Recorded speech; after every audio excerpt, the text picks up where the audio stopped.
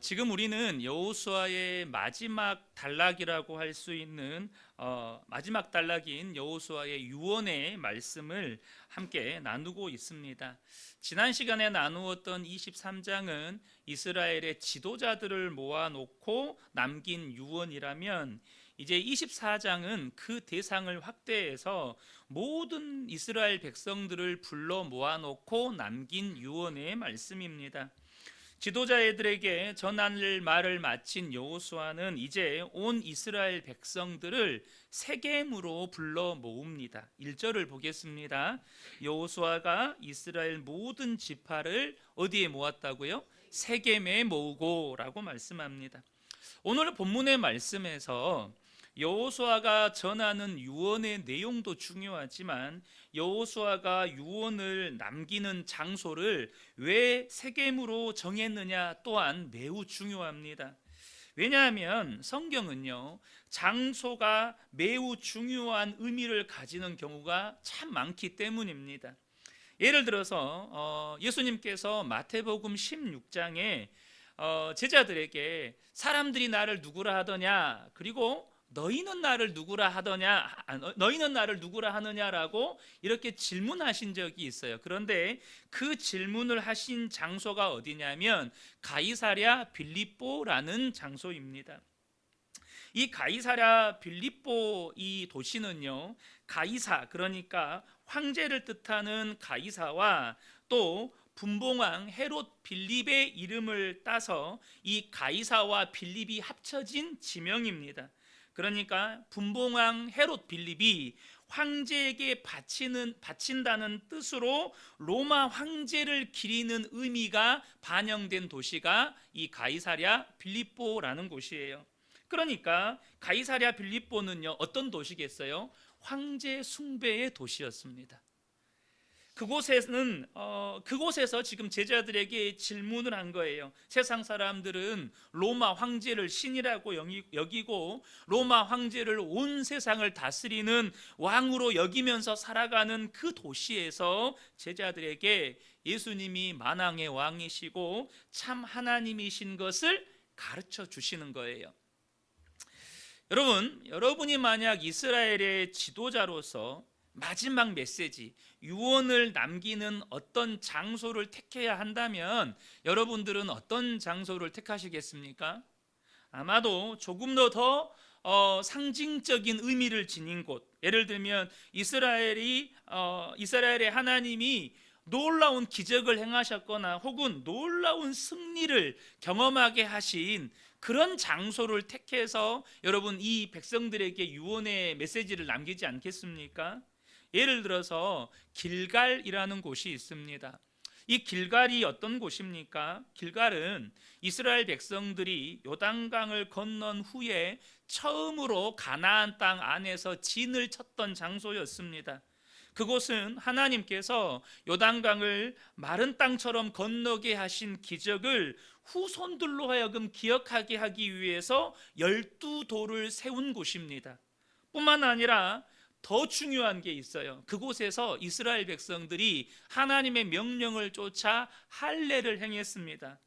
그리고 그 할례를 행한 것을 두고 하나님께서 뭐라고 말씀하셨냐면 애굽에서 노예로서 당했던 모든 수치를 떠나가게 해주셨다라고 말씀하세요. 여호수아 5장 9절을 보면 여호와께서 여호수아에게 이르시되 내가 오늘 애굽의 수치를 너희에게서 떠나가게 하였다 하셨으므로 그곳 이름을 오늘까지 길갈이라 하느니라.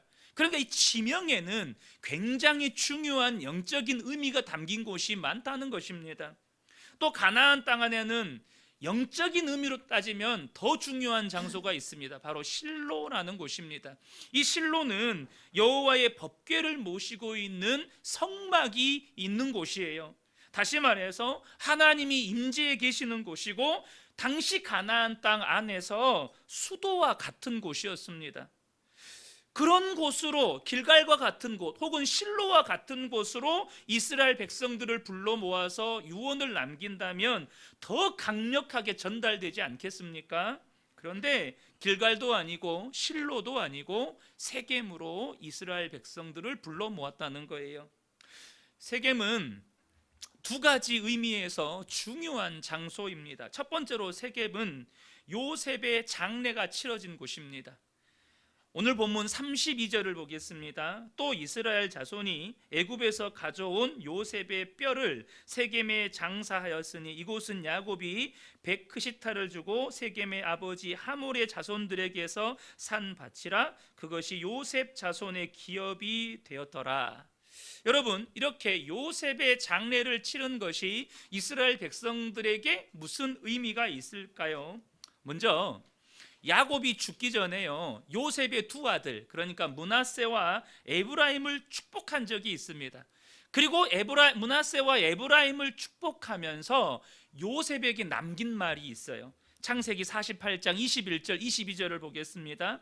이스라엘이 요셉에게 또 이르되 나는 죽으나 하나님이 너희와 함께 계시사 너희를 인도하여 너희 조상의 땅으로 돌아가게 하시려니와. 먼저 한 말은 뭐냐? 하나님께서 아브라함과 이삭과 야곱에게 주신 약속의 말씀을 요셉에게 그대로 전해줍니다. 하나님이 반드시 너희를 이 땅에서 인도하여 가나안 땅으로 들이실 것이다. 두 번째로 남긴 건 뭐냐면 22절에 내가 내게 내 형제보다 세겜 땅을 더 주었나니 이는 내가 내 칼과 활로 아모리 족속의 손에서 빼앗은 것이니라. 바로 요셉에게 이 세겜 땅을 기업으로 남겨주는 거예요. 약속의 말씀과 세겜을 요셉에게 남겨줬다는 것입니다. 그리고 요셉이 죽기 전에 이제 자기 형제들에게 동일한 약속의 말씀과 부탁을 남깁니다. 창세기 50장으로 가겠습니다. 24절부터 26절을 보면 요셉이 그의 형제들에게 이르되 나는 죽을 것이나 하나님이 당신들을 돌보시고 당신들을 이 땅에서 인도하여 내사 아브람과 이삭과 야곱에게 맹세하신 땅에 이르게 하시리라. 첫 번째로 남긴 말이 뭐죠? 하나님의 약속의 말씀입니다. 우리 조상들, 우리 할아버지, 아버지에게 주셨던 그 약속대로 우리 후손들을 반드시 약속의 땅 가나안으로 인도하여 드리실 것이다. 하나님의 약속을 그들의 이 형제들과 후손들에게 그대로 전달합니다. 그리고 요셉이 또 이스라엘 자손에게 맹세시켜 이르기를 하나님이 반드시 당신들을 돌보시리니 당신들은 여기서 내 해골을 메고 올라가겠다 하라 하였더라. 요셉이 110세의 죽음에 그들이 그의 몸에 향재료를 넣고 애굽에서 입관하였더라. 하나님의 약속의 말씀을 전하고 한 가지 부탁을 합니다. 내 해골을 반드시 여기서 메고 가서 약속의 땅 가나안에 묻어주라. 이 부탁을 해요. 그래서 26절에 보면 요셉이 죽으니까 어떻게 해요? 입관했다는 거예요. 입관. 그러니까 여러분, 장례를 치르면요 어떻게 하죠? 입관하면 장례가 끝이 납니까? 그게 아니죠. 입관하고 하관을 해서 땅에 매장을 해야 모든 장례가 끝이 나는 겁니다. 더 세부적으로 들어가면 사실 하관까지 끝나는 게 아니라 하관을 마치고 이제 그 유족들의 집에 가서 마지막 위로 예배를 드리는 것까지 사실 모든 장례의 절차가 되는 거예요. 근데 요즘엔 참 많이 간소화가 되어 있는 게 사실이지만, 그런데 오늘 이 창세기 50장 26절에 요셉을 입관했다는 말은 무슨 의미가 되죠? 장례를 시작은 했는데 끝이 나지 않았다는 거예요. 장례를 시작은 했는데 끝이 안 났다는 거예요. 이스라엘 백성들, 특별히 요셉 지파는요 400년 후에 출애굽할 때 이 요셉의 해골을 메고 나옵니다. 그리고 가나안 정복 전쟁을 치르는 동안에도 계속해서 그 해골을 보관하고 있습니다. 그리고 오늘 본문 32절에 야곱이 요셉에게 준 그 세겜 땅에 요셉의 해골을 장사 지냅니다. 그러니까 여러분, 인류 역사상 가장 긴 시간에 걸쳐 진행된 장례식을 저와 여러분이 지금 보고 있는 것입니다. 그러면 세겜 땅은 어떤 의미가 있는 땅입니까? 하나님께서 그들의 조상 아브라함과 이삭과 야곱에게 주신 약속의 말씀 그대로 우리에게 이루셨다라는 증거의 땅이 되는 것입니다. 요셉을 통해서 그들에게 분명하게 전수되었던 하나님이 너희들을 반드시 약속의 땅으로 인도하여 드릴 것이고 내 유골은 반드시 그 땅에 가서 묻어다오. 그것을 자신들이 행함으로 말미암아 하나님이 우리 조상들에게 약속하신 대로 우리를 돌보셨고 이 땅으로 인도하셨다. 바로 이것을 요셉의 장례를 치르면서 그들은 확인하는 것입니다. 세겜 땅은 하나님의 약속이 신실하게 이루어졌다는 증거가 있는 땅이라는 거예요. 그런데 그것이 이스라엘 백성들을 세겜으로 모은 이유의 전부일까요? 그렇지가 않다는 것입니다. 거기에는 또 다른 이유가 있습니다. 두 번째, 세겜은 하나님은 이렇게 약속을 신실하게 지키신 분이시지만 그럼에도 불구하고 이 세겜 땅은 어떤 땅이냐? 야곱이 하나님의 말씀에 불순종함으로 수치를 당한 땅입니다. 야곱이 가나안 땅을 떠난 지 20년 만에 하나님의 약속대로 가나안 땅으로 돌아와서 처음으로 머물게 된 땅이 바로 세겜 땅입니다. 그런데 그는요, 가나안 땅을 떠날 때 베델에서 하나님을 만났습니다. 그리고 하나님께 서원을 하죠. 뭐라고 서원을 합니까? 자신을 이렇게 떠날 때처럼 평안하게 돌아오게 하시면 내가 이곳에서 하나님께 예배드리겠다라고 서원을 했어요. 무엇보다 그는 가나안 땅에 돌아올 때 무슨 일을 겪습니까? 자기 형 에서가 군사 400명을 이끌고 자신을 치러 온다는 소식을 듣고 밤이 새도록 두려워하며 근심했던 적이 있었습니다. 그런데 어떻게 합니까? 하나님께서 에서의 마음을 녹이십니다. 그리고 이 야곱이 하나님의 은혜를 통해서 이 형의 은혜를 입고 다시 화해하게 만들어요. 하나님께서 약속대로 야곱을 평안히 가나안 땅에 돌아오게 하셨어요. 그렇죠? 그러면 야곱은 어떻게 해야 되죠? 베델로 올라가야 했습니다. 하나님이 약속을 지키셨다면 자기도 하나님께 약속한 대로 베델로 올라가서 하나님께 예배를 드려야 했어요. 그런데 그는 베델로 올라가지 않고 세겜 땅에 머뭅니다. 이유가 뭘까요? 그 땅에 물이 풍부하고 먹고 살기 좋은 땅이었기 때문입니다.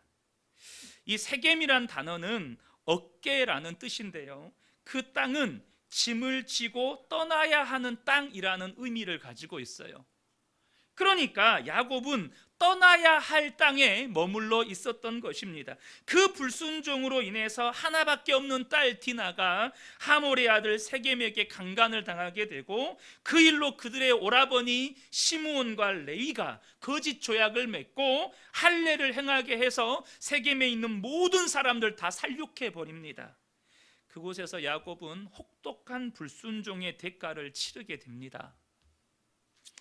하나님이 약속하신 대로 그들을 돌보시고 인도하신 것을 재확인하는 땅, 그러나 그들의 조상 야곱이 하나님의 말씀과 하나님의 약속에 불순종하여서 혹독한 대가를 치른 그 땅에서 여호수아는 지금 마지막 당부의 말씀을 전하고 있는 거예요.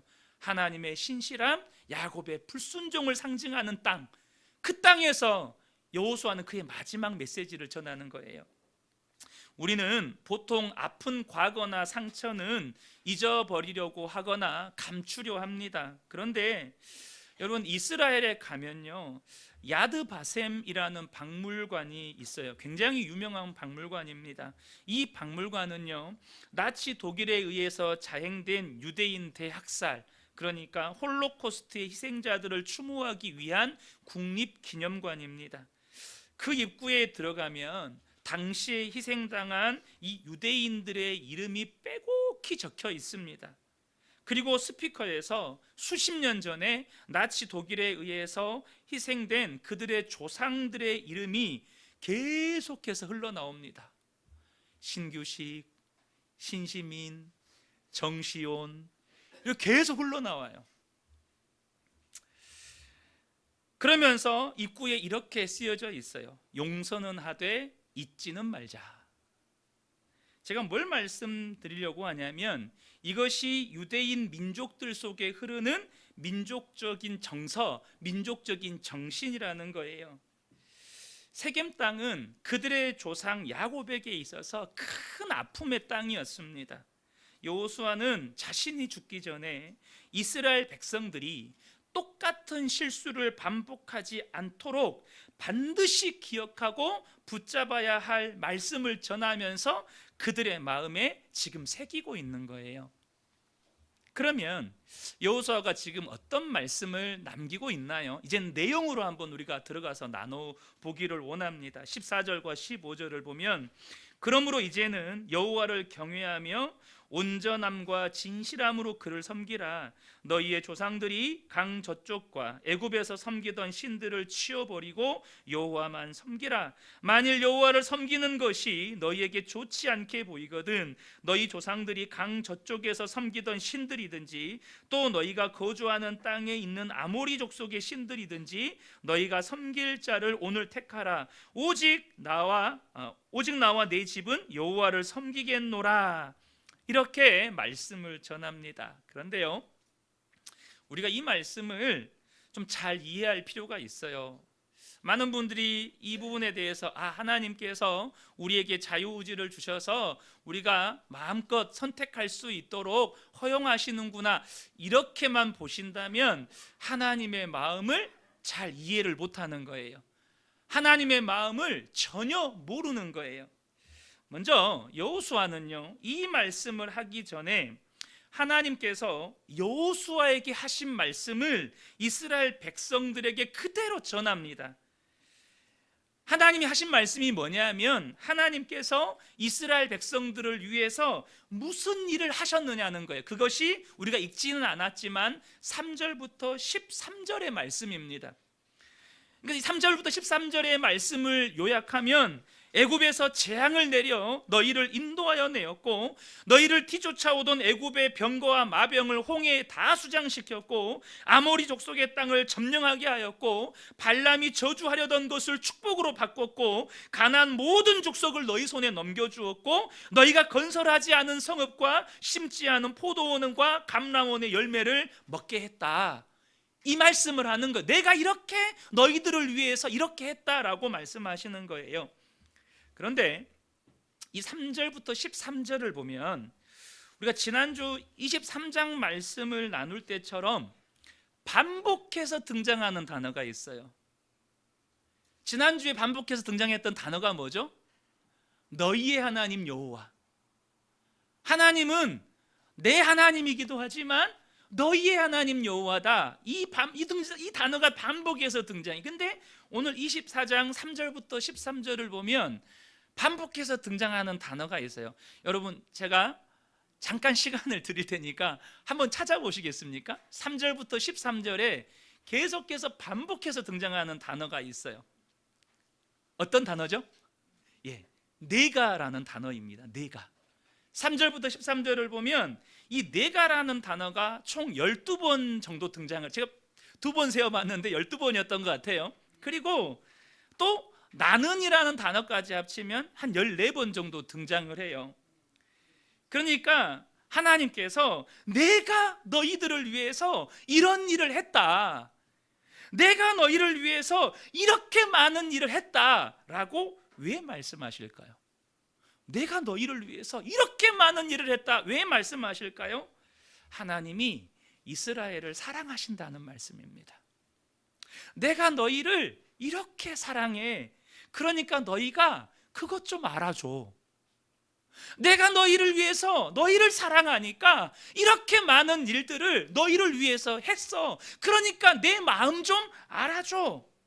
그리고 여호수아가 하는 말이 뭐죠? 너희의 하나님이든지 강 건너 조상들이 섬기던 갈대아의 신들이든지 가나안의 신들이든지 너희가 섬길 자를 택하라. 그러면서 하는 말이 오직 나와 내 집은 여호와만 섬기겠다.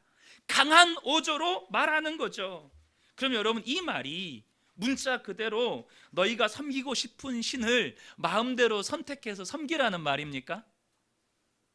너희들이 자유롭게 너희 마음에 드는 신을 마음대로 선택해서 섬기면서 살아, 이런 말입니까? 여러분, 그런 말로 이해한다면 그분은 사랑을 모르는 거예요. 그분은 사랑을 모르는 거예요. 이 장면을 희화해서 설명을 하면요, 과거의 개그 프로그램에서 보았던 한 장면이 생각이 났어요. 정확한 예화는 아닌데요, 원리가 비슷합니다. 어느 회사 부서에서 부장님이 직원들한테 한턱 쏘겠다고 중국집에를 데리고 갔어요. 그러면서 야, 먹고 싶은 거 마음껏 시켜 라고 했는데 부장님이 나는 짜장면 이러는 거예요. 그러면 마음껏 시키라는 말입니까? 마음껏 시킬 수 있나요? 여러분, 우리는 성경 말씀을 대할 때요, 그 성경 말씀에 담겨져 있는 하나님의 마음을 이해는 못하더라도 상상할 수 있어야 합니다. 하나님의 마음을 상상할 수 있어야 돼요. 하나님은 지금 이스라엘 백성들이 다른 신을 선택해도 된다는 마음으로 이 말씀을 하신 걸까요? 아니면 오직 하나님만 섬겨야 된다라는 그 마음으로 이 말씀을 하신 걸까요? 오직 하나님만 섬겨라, 너희에게는 다른 선택의 여지가 없다, 이 마음으로 이 말씀을 하신 거예요. 왜요? 하나님께서 당신의 백성 이스라엘을 너무나도 사랑하시니까, 너무나도 사랑하시니까 내가 너희를 이렇게 사랑해서 내가 너희를 위해서 이렇게 행했으니 너희도 그 마음 좀 알고 나만 사랑해라, 나만 섬겨라, 이 말씀을 하시는 거예요. 그런데 동시에 하나님께서 이스라엘 백성들에게 이런 말씀을 하신 또 다른 이유가 있습니다. 그건 뭐냐면 이스라엘 백성들의 근본적인 속성을 너무나도 잘 알고 계시기 때문입니다. 이스라엘 백성은요, 그 뿌리부터 우상을 숭배했던 민족이었어요. 오늘 본문에서 여호수아가 그 이야기를 합니다. 2절을 보면 여호수아가 모든 백성에게 이르되 이스라엘의 하나님 여호와께서 이같이 말씀하시기를, 하나님이 말씀하셨어요. 옛적에 너희 조상들 곧 아브라함의 아버지 나홀의 아버지 데라가 강 저쪽에 거주하여 다른 신들을 섬겼으나, 여기에서 그들의 믿음의 조상이라고 말한 아브라함 집안의 전력이 폭로가 됩니다. 그들은 하나님의 부르심을 받기 전에 우상을 숭배하며 살았다는 거예요. 특별히 너희 조상들이라고 복수로 쓰여져 있죠. 무슨 말이죠? 그의 아브라함의 아버지 데라만 우상을 숭배한 게 아니라 그들의 조상들 전부가 아브라함과 나홀과 또 그 데라, 그 모든 가족들이 다 우상을 숭배했던 사람들이라는 거예요. 그런 아브라함을 불러서 믿음의 조상으로 삼으신 하나님의 은혜와 사랑을 입었고, 나아가 오늘 본문 3절부터 13절에 기록된 하나님이 이스라엘을 위해서 행하신 그 놀라운 일들을 경험하면서 그들은 가나안까지 들어온 거예요. 그 은혜 때문에 가나안을 정복하고 약속의 땅에 이른 거예요. 그런데 그들은 그런 은혜를 경험하고도 틈만 나면 뭐 했어요? 우상 숭배했어요. 틈만 나면 하나님을 거역했어요. 심지어 모세가 시내산에 십계명 받으러 들어가서 오랜 기간 동안 내려오지 않으니까 뭐 했어요? 직접 그들이 우상을 만들어서 숭배했어요. 금을 모아다가 우상을 만들어서 숭배했어요. 이스라엘 백성들은요, 그들의 조상부터 전력이 화려해요. 무엇보다 여호수아는 모세가 죽기 전에 하나님으로부터 들었던 말씀이 있어요. 모세가 죽을 때가 되자 회막 앞에 모세와 여호수아를 불러서 하나님이 하신 말씀이 있어요. 신명기 31장 16절을 보면 이 백성은 그 땅으로 들어가 음란히 그 땅의 이방 신들을 따르며 일어날 것이요 나를 버리고 내가 그들과 맺은 언약을 어길 것이라. 여호수아가 기억하는 말씀이 있어요. 왜요? 이스라엘 백성들 안에 뿌리 깊은 우상 숭배의 전력이 있어요. 그리고 하나님은 그렇게 자신이 사랑하시는 이스라엘 백성들이 또 그런 일을 행할 것을 가슴 아파하시면서 모세와 여호수아에게 이 말씀을 하셨다는 거예요. 이 사실을 알고 있었던 여호수아가 선택해라, 너희가 섬길 신을 선택해라 라고 하는 이 말은 다른 신을 선택하면 절대 안 된다는 거예요.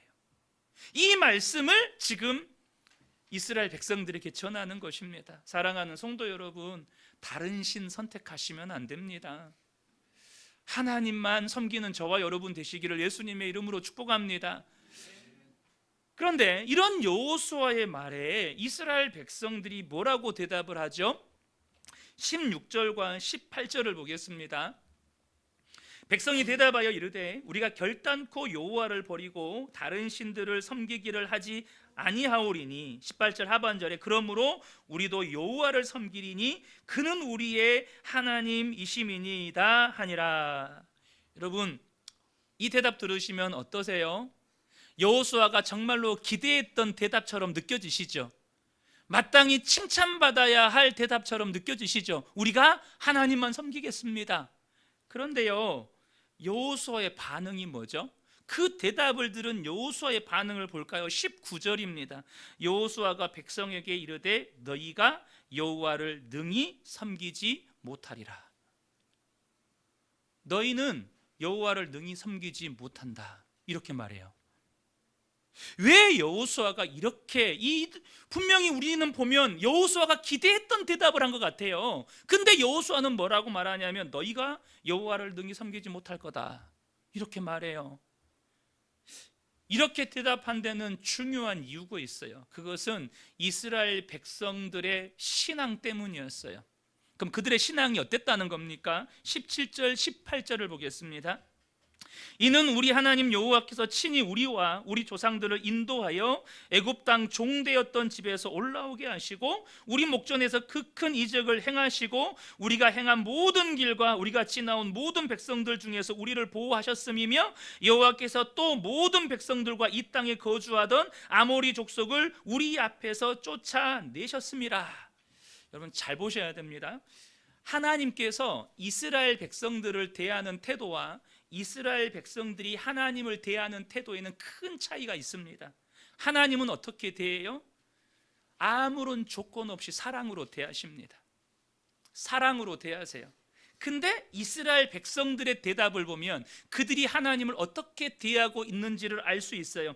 오늘 본문 방금 17절 18절을 원문으로 살펴보면 이 말씀에는 이런 의도가 있어요. 하나님이 우리에게 이런 은혜를 베푸셨으니 그 은혜에 대한 보답의 차원으로 우리가 하나님을 섬기겠습니다.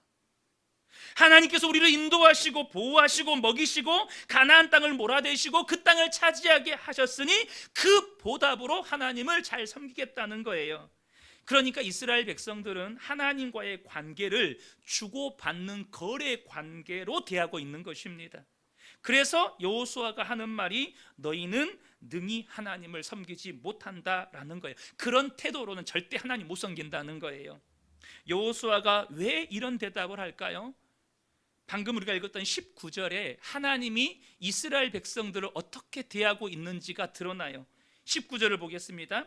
그는 거룩하신 하나님이시요 질투하시는 하나님이시니 너희의 잘못과 죄들을 사하지 아니하실 것임이라. 하나님이 어떤 하나님이세요? 질투하시는 하나님이세요. 여러분, 질투는 언제 하는 겁니까? 사랑하는 대상에게 하는 겁니다.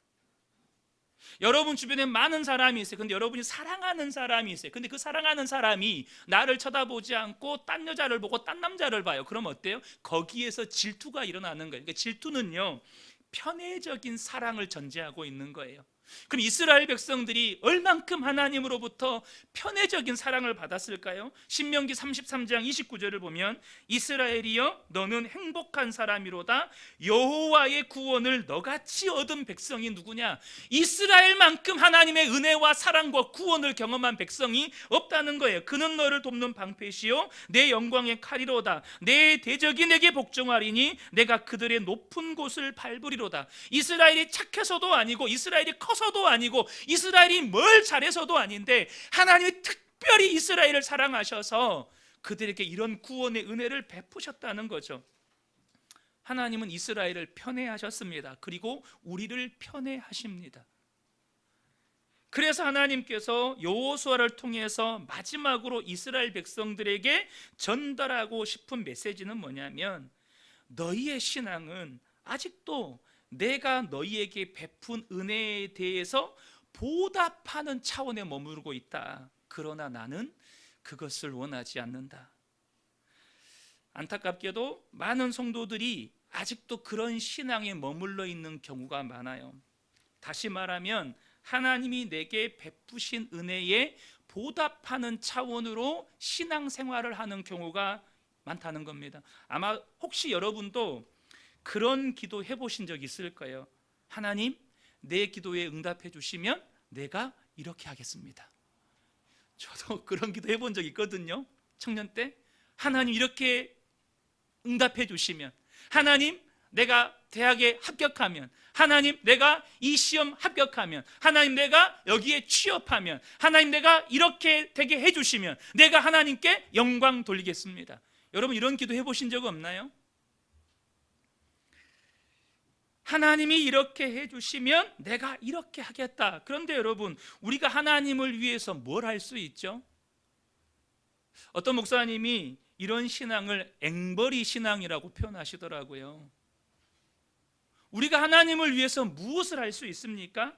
그런데 하나님은 우리가 하나님의 은혜에 대해서 뭔가를 보답하는 것을 원하시는 것이 아니고, 내가 너를 이렇게 사랑하니까 너도 나만 사랑하기를 원해. 다른 신 쳐다보지 말고 오직 나만 바라보기를 원해. 하나님이 원하시는 건 바로 이거라는 겁니다. 하나님이 우리에게 원하시는 것은 하나님의 은혜에 대해서 우리가 무언가를 보답하는 게 아니고, 하나님을 즐거워하고 하나님을 기뻐하고 하나님을 사랑하는 것입니다. 이 말은 봉사하지 말고 헌신도 하지 말라는 말이 아니에요.